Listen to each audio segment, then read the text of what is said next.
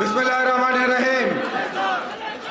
শ্রদ্ধাভাজন সভাপতি জনাব মির্জা আব্বাস, অত্যন্ত শ্রদ্ধেয় আজকের অনুষ্ঠানের প্রধান অতিথি জনাব মির্জা ফখরুল ইসলাম আলমগীর, মঞ্চে উপস্থিত জাতীয় স্থায়ী কমিটির সম্মানিত নেতৃবৃন্দ, সহযোদ্ধা, প্রিয় বোন এবং ভাইয়েরা, আসসালামু আলাইকুম।